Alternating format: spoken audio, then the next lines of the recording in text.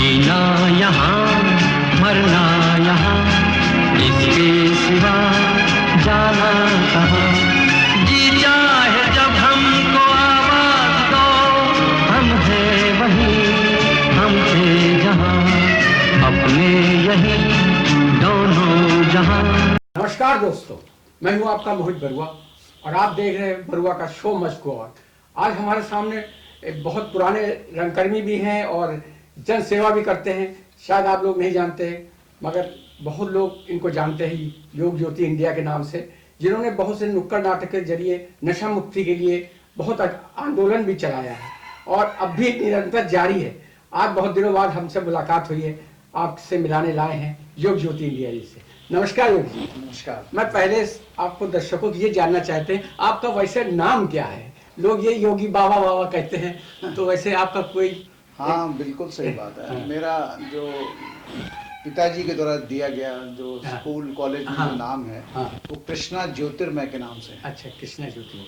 तो लोग आपको बाबा बाबा कब से कहने लगे? आपको मैंने 80 दशक से देख रहा हूँ, आप नुक्कड़ नाटक के जरिए से आप नशा मुक्ति कर रहे हैं और बच्चों के साथ बहुत नाटक करवाए आप। जी जी जी। तो कुछ आप डिटेल जानना चाहते हैं कि आपको ये नशा मुक्ति की आपको लॉ कैसे लगी? आप देखिए, सबसे बड़ी बात यह है कि जो नशा जो मुक्ति अभियान जो शुरू किया उसके पीछे कारण ये था, मैं बेसिकली एक स्पोर्ट्समैन रहा हूँ। अच्छा अच्छा।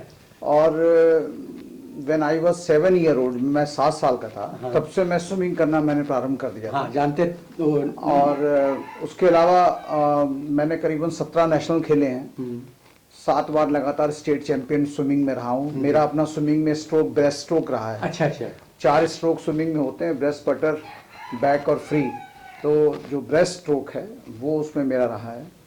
तो स्पोर्ट्स में शुरुआती स्तर में हम लोग देखते थे जब एथलेटिक्स वगैरह और उसमें होता था, तो लड़के जो है वो उस समय उस जमाने में अपनी मतलब इम्प्रूवमेंट करने के लिए, अपने परफॉर्मेंस को इम्प्रूवमेंट करने के लिए इंजेक्शन लगाया करते थे, मतलब बूस्टअप करने के लिए, ताकत बढ़ाने के लिए। हाँ, टॉयलेट में जा करके वहाँ पे लगा करके, जैसे इवेंट होने वाला है 1 घंटे बाद, तो 1 घंटे पहले लगा लिया अपना कि हम अपना जो परफॉर्मेंस है अपने इवेंट का वो बढ़ा ले जाएंगे।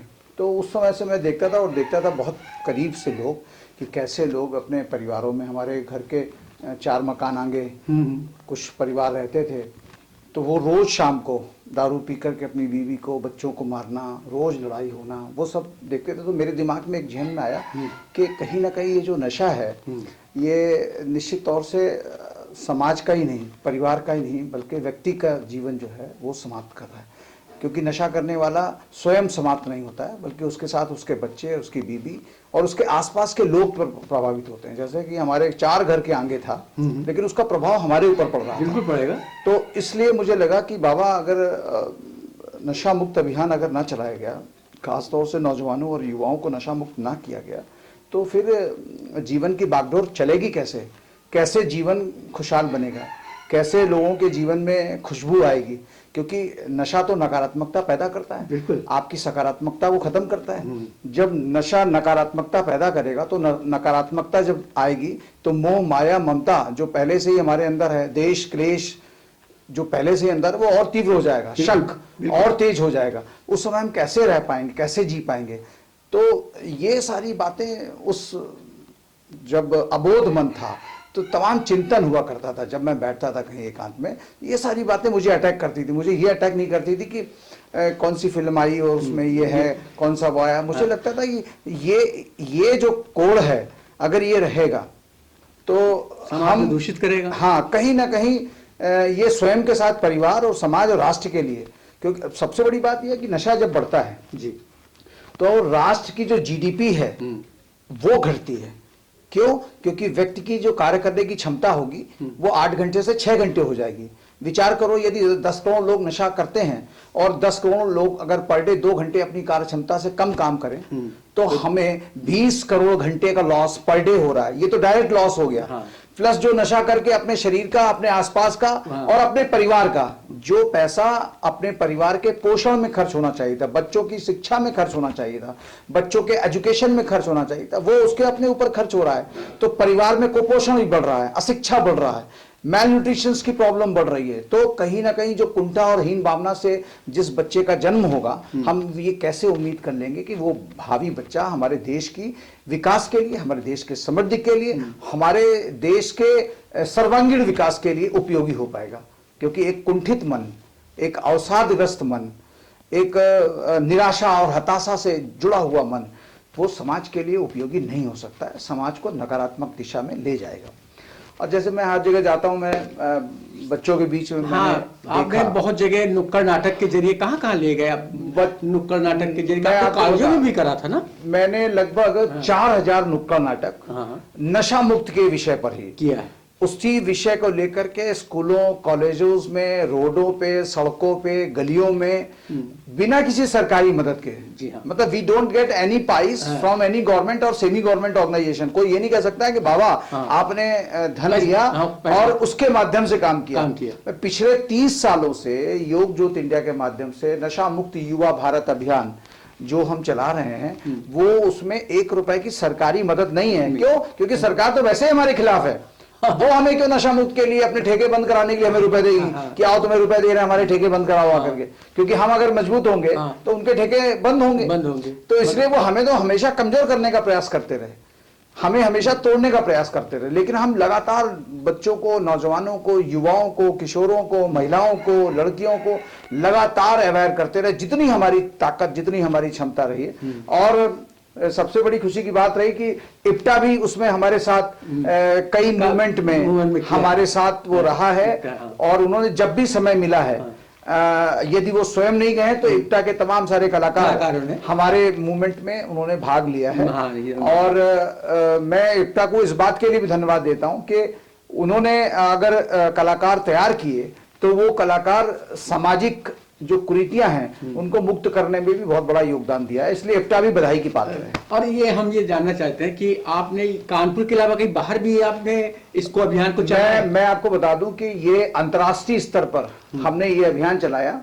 हमने लगभग 22 राज्यों में नशा मुक्त अभियान, वहां की जो संस्थाएं हैं उन संस्थाओं के कोलैबोरेशन से हम लोगों ने सेमिनार, मार्चेस, सिंपोजियम, रैलीज हम लोगों ने करी। हम लोगों ने कानपुर से लेकर के दिल्ली तक पदयात्रा करी, पूर्ण शराबबंदी की मांग को लेकर के, भारत में पूर्ण शराबबंदी की मांग को लेकर के। और संसद, वहां पे राष्ट्रपति को हम लोगों ने ज्ञापन दिया।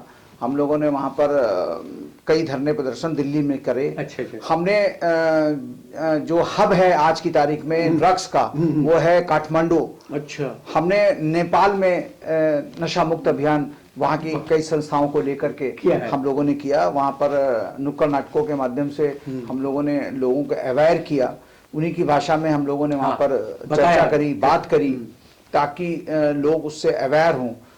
मेरा मानना ये, लोग अक्सर कहते हैं कि बाबा जितना आप नशे का विरोध करते रहे उतना नशा बढ़ता रहा, इसका कारण क्या है? तो मैं ये कहता हूँ कि आप ये मान करके चलिए कि क्या नशा मुक्त भारत अभियान ज्योति बाबा की ठेकेदारी है या नशा मुक्त भारत अभियान बनेगा तो उसका फायदा आपके बच्चों को नहीं मिलेगा, आपकी बेटियों को नहीं मिलेगा।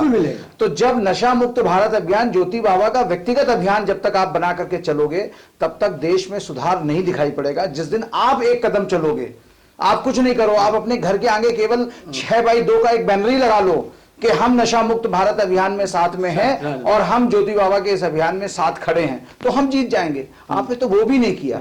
आप तो ये देखते रहे कि बाबा कब गिरे और हम हंसे और हम पूछे जो बड़े आए थे नशा मुक्त अभियान चलाने के लिए, और खुद ही जो है वो आज गिर गए।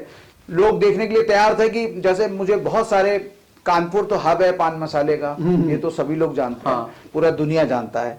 कानपुर को वर्ल्ड हेल्थ ऑर्गेनाइजेशन ने कैंसर सिटी के खिताब से घोषित कर रखा है कि सबसे ज्यादा मुख्य कैंसर के रोगी, जो submucous fibrosis cancer first stage है, उसके सबसे ज्यादा रोगी कानपुर में मिलते हैं। सही कहा। अब प्रश्न ये खड़ा हो रहा है कि जिस शहर में इतने ज्यादा बुद्धिजीवी लोग रहते हों, जिसको कहा जाता हो आजादी के आंदोलनों से जुड़ा शहर रहा हो, जिस शहर को कहा जाता हो कि यहाँ से आजादी की नई नई फुनकार उठी, जिस शहर को कहा जाता हो कि यहाँ भगत सिंह रुके आकर के, भगत सिंह जब भागे थे तो यहाँ कानपुर में छुपे थे, चंद्रशेखर आजाद यहाँ पर रहे, यहाँ पर लोगों को आजादी के लिए तैयार किया, अंग्रेजों के खिलाफ यहाँ पर नौजवानों की टीम खड़ा करी, यहाँ पे डीएवी हॉस्टल में वो अपना रहते रहे और मूवमेंट को आगे करते रहे। प्रश्न ये खड़ा होता है, जिस शहर से इतना सब कुछ कहा जाता रहा, जिस शहर में कहा जाता रहा कि यहाँ पर साहित्यकार बहुत थे, यहाँ पर कवि बहुत निकले, यहाँ पर नीरज जी जैसे कवि भी यहाँ पर रहे, यहाँ पर अटल बिहारी वाजपेयी जी जो हमारे देश के प्रधानमंत्री हुए, दुनिया के टॉप के लीडर हुए, वो सब जब हमारे शहर में रहे, तो उस शहर में ऐसी क्या कमी रह गई कि इस शहर को कैंसर सिटी के खिताब से नवाज दिया गया, जहां पर हर 10 में से 9 नौजवान आज मुंह चला रहा है, नशा कर रहा है। तो प्रश्न ये खड़ा होता है कि ये कौन लोग हैं जिन्होंने हमारे शहर की जो नस्ल है, हमारे शहर की जो युवा शक्ति है, उसको खत्म करने का, नेस्तनाबूद करने का काम किया। वो इसलिए किया क्योंकि समाज का जो बुद्धिजीवी वर्ग था, समाज का जो जागरूक वर्ग था, समाज का वो वर्ग जो अपने को विकासशील मानता था, समाज का वो वर्ग जो अपने को बहुत जागरूक मानता था, अवेयर मानता था, वो इस मुद्दे पर शांत रहा। वो सारे मुद्दे पर तो बोलता रहा, लेकिन इस मुद्दे को उसने कभी हाथ नहीं लगाया, कभी उसने बोला नहीं, कभी प्रखर नहीं किया। बहुत ज्यादा जोश में आया तो एक मोटरसाइकिल रैली करा दी रोटरी और लॉयंस और इन सब ऑर्गेनाइजेशन ने, और उसके बाद शांत बैठ गए। इसी कारण आज कानपुर शहर में लगभग 1400 ब्रांड पान मसाले के निकल रहे हैं। 1400 ब्रांड, एक दो ब्रांड नहीं। और ये सब यहां से निकल करके अलग अलग मंडियों को अलग अलग उसको पकड़ लेते हैं जाकर के। तो कोई ने 10 शहर पकड़ लिया, किसी ने 20 शहर पकड़ लिया, किसी ने 50 शहर पकड़ लिया, जैसा जो जिसकी मंडी आई उसको पकड़ लिया, उसका काम चलने लगा। एक तरफ खाद्य विभाग है, सुप्रीम कोर्ट ने कहा कि पान मसाला ई टेबल है, इसका मतलब खाद्य अपमिश्रण विभाग के अंतर्गत आ गया। ये खाद्य अपमिश्रण विभाग के अंतर्गत आते ही, चूंकि उसमें टोबैको इन्होंने कहा हमने नहीं करी, हमने कहा नो टोबैको, हमने निकोटीन हटा ली, बहुत अच्छा किया। लेकिन प्रश्न ये खड़ा हो रहा है कि कई कई बार की, हमारी बात नहीं, पेपरों की और तमाम रिसर्च ये कह रही है कि जो पान मसाला है उसमें कत्थे की जगह कत्था नहीं है, तंबाकू की जगह तंबाकू नहीं है, लौंग की जगह लौंग नहीं है, सुपारी की जगह सुपारी नहीं है। ये ऑलरेडी वो कह रहा है और उसको प्रूव भी कर रहा है। जब हम उससे कहते हैं कत्था नहीं है तो वो कहता है उसमें गैम्बियर है। जब हम उससे कहते हैं कि इसमें सुपारी नहीं है तो वो कहता है कि इंडोनेशिया की जो चापड़ आती है उससे सुपारी बनाई जाती है, वो सुपारी है इसमें। तो प्रश्न ये खड़ा हो रहा है कि जब ये मालूम है, ये ज्ञात है कि जो उत्पाद उसमें लिख रखे हैं कि these are the contents in this pouch, और वो पाउच में है ही नहीं, तो फिर बिक क्यों रहा है? किसकी शय पे बिक रहा है?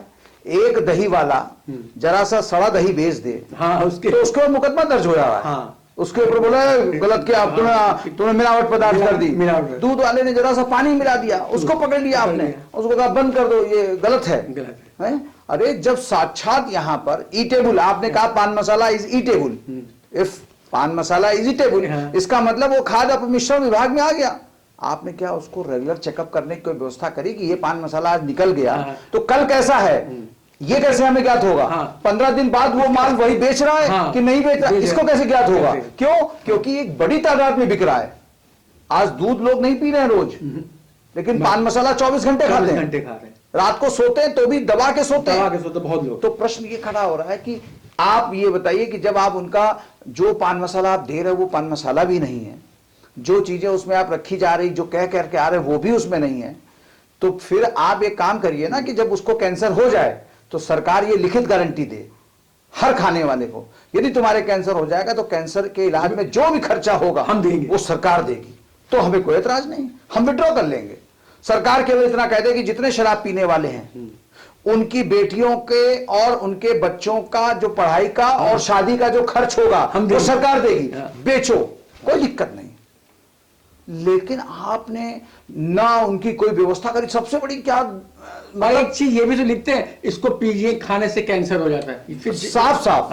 तो आप ये भी लिख दीजिए ना, चकला घर खोलिए और उसमें बाहर लिख दीजिए कि आप अगर इसका इस्तेमाल करते हैं तो आपको HIV हो सकता है, और खोल दीजिए अपना, क्या दिक्कत है? जो जनता चाहेगी जाएगी, जो जनता, आपको तो राजस्व से मतलब है, आपको तो सरकार चलाने के लिए राजस्व से मतलब है, आपको अब नैतिकता से कोई मतलब नहीं है। जिस भारतीय संविधान को बाबा साहब अंबेडकर ने इतने मनोयोग से लिखा, उसमें आर्टिकल 47 ये कहती है कि भारत में आजादी मिलने के बाद नशे को धीरे धीरे करके खत्म किया जाएगा। ये आर्टिकल भारत का संविधान कहता है। तुमने तो बाबा साहब अंबेडकर को कहा था, हम बहुत मानते हैं बाबा साहब अंबेडकर की, हम राय पर चलते हैं, बाबा साहब अंबेडकर के विचारों का, सपनों का हम भारत बनाएंगे।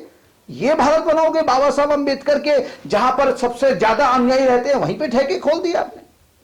हर मलिन बस्ती पे आपने ठेके खोले, सिविल लाइंस में खोलिए, डीएम और कमिश्नर के बंगलों के बगल में खोलिए, तो हम समझेंगे कि वास्तव में आप समाजवाद के पालक हैं, वास्तव में आप आर्टिकल 47 को नहीं मानते, संविधान को नहीं मानते, आप केवल राजस्व को मानते। अपने घर तो आपने साफ कर लिए, जहां पर पहले से ही लोग पानी के लिए, खाने के लिए, रहने के लिए छत प्रॉपर नहीं है, वहां मर रहे हैं, उस पर आपने शराब के ठेके खोल दिए। तो इसके लिए मैं आपके चैनल के माध्यम से लिखने वाले सभी भैया बहनों से एक ही निवेदन करूंगा कि यदि देश को बचाना है तो उससे पहले अपने परिवार को बचाना होगा, क्योंकि यदि आपका परिवार नशा मुक्त नहीं हुआ तो दुनिया की कोई ताकत इस देश की समृद्धि और देश के विकास को सुरक्षित नहीं कर सकती है। क्यों? क्योंकि अगर नशा रहेगा तो नाश का कारण रहेगा। जैसे हम और आप इस समय सात्विक अवस्था में हैं, तो आप मेरी बात सुन पा रहे हो, मैं आपकी बात सुन पा रहा हूं। दो में से एक आदमी कोई भी असात्विक अवस्था में हो तो नहीं हो, तो ना आप मेरी बात सुनोगे ना मैं आपकी बात सुनूंगा। मैं सुनूंगा, सही कह रहे हैं। क्योंकि हमेशा एक जगह जा करके आपकी जो बात है वो अटक जाएगी, और जैसे कैसेट बार बार फंस जाता था और रिवाउंड होता था, वही चीजें बार बार आती थी, फिर रुक जाती थी, फिर वही चीज आती थी, क्योंकि उसमें जो ग्रैस्पिंग पावर होती है वो खत्म हो जाती है। जैसे मैं आपको अगर मोबाइल पे बोलूं हेलो, आप कहें हाँ हेलो, तो आप कहेंगे भैया बैटरी लो है इसलिए आवाज क्लियर नहीं आ रही, या नेटवर्क प्रॉपर नहीं आ रहा। दो में से एक बात है, या तो आपकी बैटरी लो हो जाए तो हम प्रॉपर बात नहीं कर पाएंगे, या नेटवर्क ना हो। नशा क्या करता है? आपकी बैटरी भी लो करता है, आपकी नेटवर्किंग पावर को भी खत्म करता है। इसलिए नशे को आपको जीवन से हटाना पड़ेगा। आप कितने भी अच्छे बन जाओ, इंजीनियर बन जाओ, डॉक्टर बन जाओ, वकील बन जाओ, फिर नशा तो आपने आईआईटी स्टूडेंट्स के बीच में भेज दिया। आईआईटी स्टूडेंट नशा ना मिल पाने का आत्महत्या कर रहा है। मेडिकल का जो लड़का जो कल को डॉक्टर बनेगा, जो लोगों को बताएगा जाके कि cigarette is injurious to your health, tobacco is injurious to health, alcohol is injurious to health, यदि वो अल्कोहलिक होकर के ऑपरेशन करेगा, यदि वो अल्कोहलिक होकर के आपको देखेगा, तो किस मुंह से ये कह सकता है अपने पेशेंट से कि तुम नशा मत करना? और जब सामने बैठ करके सिगरेट के धूप लगाते हुए और आपका बीपी चेक करेगा एक डॉक्टर, तो कैसे आप ये विश्वास कर लेंगे कि सिगरेट नहीं पीनी चाहिए? क्योंकि आपने मेडिकल कॉलेज में भी नशा कर दिया। बिल्कुल। और सबसे बड़ी बात वो तो आपको बता दें, नशा वाला है। सबसे बड़ी बात ये हो गई कि अभी तक तो शराब की ही हम चर्चा कर रहे थे, अब तो सूखा नशा आ गया, ब्राउन शुगर। सूखा नशा इतना खतरनाक, इतना महंगा कि एक बार जिसको लग जाए वो तय मान करके चले कि पूरे जीवन छूट नहीं सकता। अब बोलो कैसे? क्योंकि जब शराब और सिगरेट और पान मसाला जो सेकंड ग्रेड के नशे हैं, जब ये पूरे जीवन आदमी चाह करके नहीं छोड़ पा रहा है, तो ड्रग्स तो प्योर केमिकल है जो बनाया ही गया है उसी पैटर्न के लिए। तो आपके ये क्या कर रहा है? आपके जो दिमाग में जो न्यूरॉन्स हैं वो न्यूरॉन्स को डैमेज कर देता है। जब न्यूरॉन्स पे कोई चीज इफेक्ट हो जाती है, that can never be change. जैसे दूध दही बन जाए और फिर दही को हम दूध बनाना चाहें नहीं बना सकते, उसी प्रकार से यदि ड्रग एडिक्ट एक बार हो जाए तो समाज की मुख्य धारा में, परिवार की मुख्य धारा में लाना असंभव है। क्योंकि हमारे यहाँ drug de addiction and rehabilitation centre सरकार की ओर से और ना सामाजिक स्तर पर इतने वेलबींग और इतने स्टैंडर्ड हैं कि वो वास्तव में लोगों को डी एडिक्ट करने। इसीलिए फिल्म इंडस्ट्री के तमाम कलाकार जैसे संजय दत्त, वो खान साहब, अपने अभी लेटेस्ट में तमाम जो आपने देखा होगा चैनलों के माध्यम से, तमाम सारे लोग, यहाँ तक कहा गया कि पूरी इंडस्ट्री के जो भी टॉप के कलाकार हैं वो सब ड्रग्स लेते हैं। अब प्रश्न ये खड़ा होता है कि जो ये हमारे यूथ के मॉडल्स हैं, जो ये रोल मॉडल्स हैं, जिनको युवा इतना प्यार करता है कि घर में माँ बाप से लड़ जाएगा, लेकिन वो अपने रोल मॉडल के लिए कोई बात नहीं सुन सकता है। वो रोल मॉडल जब ड्रग एडिक्ट होंगे तो जाहिर सी बात है कि जो उसका फॉलोअर है वो तो उससे पहले हो जाएगा। उसको लगेगा कि जब हमारा जब नेता पी रहा है, एक्टर पी रहा है, तो हम भी पी सकते हैं, तो हम क्यों नहीं पी सकते हैं? हम तो फॉलो कर सकते हैं। तो वो उसको बहुत जल्दी फॉलो करेगा। फिर वो मिस्टर बरुआ की बात और मिस्टर ज्योति बाबा की बात नहीं मानेगा, वो बात अपने लीडर की मानेगा, क्योंकि फॉलो अप उसी को कर रहा है। इसलिए आज बहुत बड़ी आवश्यकता अभिभावकों के ऊपर भी है कि वो अपने बच्चों को लगातार जज करें, लगातार ऑब्जर्व करें कि कहीं आपका बच्चा किसी भी रूप में, अच्छा आप ये मत सोचिएगा कि बच्चा बड़ा होगा तो नशा करेगा, क्योंकि छोटा बच्चा छोटा नशा, बड़ा बच्चा बड़ा नशा। अब छोटे बच्चे क्या, वो आजकल हमने अभी एक बहुत प्रतिष्ठित स्कूल में हम गए थे, तो वहाँ पर इंटरवल में वहाँ की मैम चेक करती हैं टिफिन की, बच्चा क्या लाया क्या नहीं लाया। तो उसमें बताया बाबा जी, हमने जब टिफिन हम चेक करते हैं तो कई बच्चे जो है वो पेट्रोल कपड़े में भिगो करके लाते हैं और उसको रुमाल में रख करके सूंघा करते हैं। तो उससे भी नशा, हाँ बहुत बड़ा नशा है वो। थिनर उसका नशा है, और जो आपका वो इंक रूमर होता है उसका नशा है। वो नशे के रूप अब इतने ज्यादा हो गए हैं कि हम लोग अब उसको क्लासिफाई, अब हम कहते हैं एम्फेटामाइंस इतनी आ गई हैं, नशे की इतनी एम्फेटामाइंस आ गई, क्या कहते हैं वो आपके आइस क्यूब आ गई हैं, अल्कोहलिक क्यूब्स आ गई हैं। अब कैसे कैसे आप समझ ही नहीं पाओगे कि ये अल्कोहल है या बर्फ है, ये क्या है, ये क्या ले रहा है। वो तो सादा पानी लिया उसने 2 डाल दी, फिर 2 पैक, 4 डाल ली, बोले 4 पैक। तो मतलब नशे के रूप बहुत बड़े हो गए। अभी लेटेस्ट में आपने देखा होगा हुक्का बार, एक बड़ा कॉन्सेप्ट, एक बड़ा मतलब एक वो आया जोश, बहुत अच्छा सा बनाया उन्होंने, डेकोरम किया। तो अब एकदम से जब हुक्का बार आया और लोगों को उसको पैशन से जोड़ दिया, नौजवानों को स्टाइल से जोड़ दिया, उसको लगा कि नहीं ये एक बड़ी स्टाइल है ये, और इसको अगर हम करते हैं तो हम दूसरों से अलग दिखाई पड़ेंगे। और जरा वो, और बहुत सारे लोग ऐसे भी थे जिन्होंने हुक्का पीते हुए छोड़ दे पीना रे शराबी, क्या रखा मैं खाने में, छोड़ दे पीना रे शराबी, क्या रखा मैं खाने में, कभी पड़ा तू सड़क पे औंधा, कभी खड़ा है थाने में, छोड़ दे पीना रे शराबी, क्या रखा मैं खाने में, कभी पड़ा तू सड़क पे औंधा, कभी खड़ा है थाने में। तो ये जो नशा कर रहे हैं लोग, तो उसके में आपने बहुत आंदोलन, और आपने गीत भी लिखे हैं कुछ उसके। मैं पहले वो हुक्का वाला जो उसको कॉन्सेप्ट क्लियर कर दूं कि हुक्का बार जो एकदम से डेवलप हुए, उसके पीछे कारण ये रहा कि एक बार की एक व्यक्ति की सिटिंग जो है, जो एक टेबल की उनकी एक सिटिंग होती है, वो 1200 से 1600 रुपए की आती है। और हुक्का बार वालों ने क्या किया कि चूंकि इसमें लड़कियों का प्रवेश हो गया, तो उन्होंने हुक्का बार वालों ने क्या किया कि केबिन बना दिए। तो उसमें क्या हुआ कि व्यभिचार भी डेवलप हो गया, क्योंकि हुक्का के साथ अगर केबिन बन गया है तो फिर उसके अंदर कोई जा नहीं सकता है। अच्छा, केबिन नुमा बना दिए हैं। तो अब क्या हुआ, जिससे व्यभिचार भी डेवलप हुआ। तो अब जो बच्चे पकड़े जाते थे, हम लोग पेपरों के माध्यम से सभी लोग देखते रहे हैं कि जो बच्चे पकड़े जाते थे वो 11 साल, 12 साल, 15 साल, 14 साल ऐसे बच्चे हुक्का बार में पकड़े जाते थे। हम लोग ये कह करके उनको छोड़ देते थे, अरे हुक्का बार में फैशन क्या है, तो कोई वो नहीं है। लेकिन आपके चैनल के माध्यम से सभी अभिभावकों को ये जानकारी दे दूं कि हुक्का बार में जिस प्रकार की टोबैको का इस्तेमाल होता है वो टोटली केमिकल बेस्ड है, जो आपके बच्चे को पूरे जीवन के लिए एडिक्ट बना देगी। और ख़ास तौर से जो लड़कियां शौक में, मज़े में, जोश में, समसर करने में, लड़के और लड़कियों में बराबरी करने के चक्कर में जो हुक्के बार में जाकर के सेवन कर रही, मैं ऐसे बहुत सारे परिवारों को जानता हूँ जो परिवार आज मुझको फ़ोन करके बोलते हैं कि बाबा मेरी बेटी टोबैको लेने लगी, उसको छुड़वा दीजिए। लेकिन हमारे पास इतने कोई संसाधन नहीं है बड़े कि हम उनको रिहेबिलिटेट कर सकें। इसलिए मेरा निवेदन ये है कि नशा किसी भी प्रकार का हो वो आपके जीवन को असंतुलित करेगा। नशा किसी भी प्रकार के हो वो आपको नकारात्मकता की ओर ले जाएगा। नशा किसी भी प्रकार का हो वो आपको डाउनफॉल करेगा, आपको अपलिफ्ट नहीं करेगा, आपको तबाही की ओर ले जाएगा। जी बहुत। अच्छा, आपने गीत भी लिखे हैं कुछ?